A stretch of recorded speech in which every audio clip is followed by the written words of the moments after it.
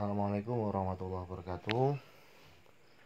Kembali lagi bersama kami dari Pojok Desa membaca peluang cuan di bisnis saham, pasar saham Indonesia. Mari kita belajar bersama-sama untuk mendapatkan cuan secara istiqomah. Oke teman-teman, pada kesempatan ini kita akan coba menggunakan analisis atau menggunakan beberapa indikator sekaligus sebagai sebuah pertimbangan. Kenapa kita harus menggunakan indikator? Ibarat orang akan memotong daging, tentu harus menggunakan indikator yang terbaik atau yang sering dipakai oleh orang secara umum. Nah, ada beberapa indikator yang biasa umum dipakai oleh para trader atau para investor saham. Di antaranya ada stokastik RSI, kemudian ada MACD nanti di tempat lain, kemudian ada lagi ADX, ada lagi William, volume dan lain sebagainya. Tapi kita coba akan langsung menggunakan semuanya secara bersamaan untuk sebagai bahan pertimbangan kapan waktunya beli dan kapan waktunya jual. Tapi ilustrasinya begini.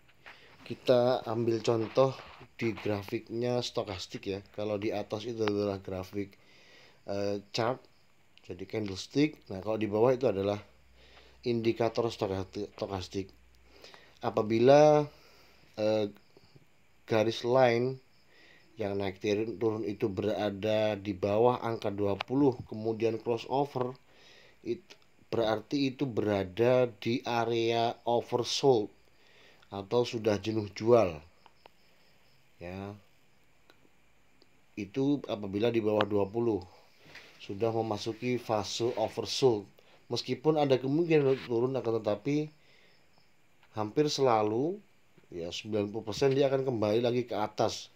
Ke atasnya bisa beberapa persen atau akan meneruskan tren ke atas membentuk tren bullish.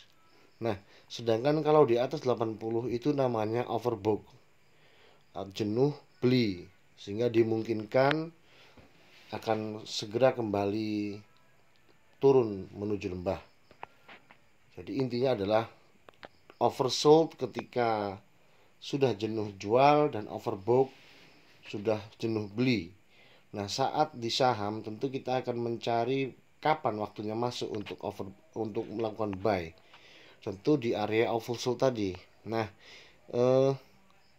pada konten ini saya akan bagi pengalaman tentang bagaimana menggunakan semua indikator yang menunjukkan ada suara atau ada cara hasil bahwa beberapa indikator hampir secara bersamaan berbunyi oversold. Kita langsung ke aplikasi data saham Indonesia ya. Ini bisa di download di Play Store. Ini dari beberapa pengalaman, indikator tadi bisa dipakai.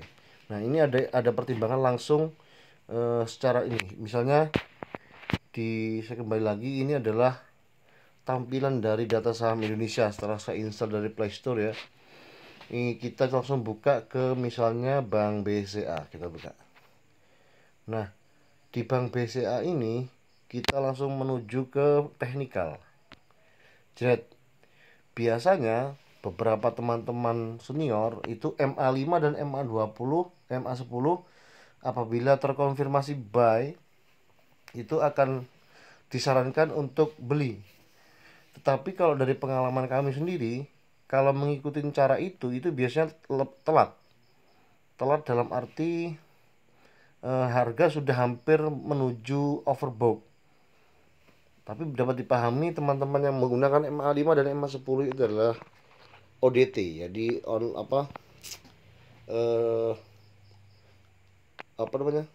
trading harian.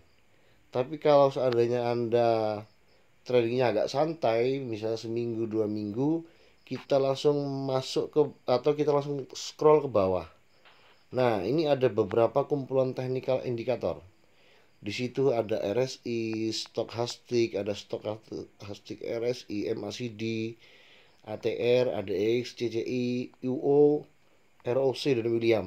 Nah, misalnya ini contoh BCA ya.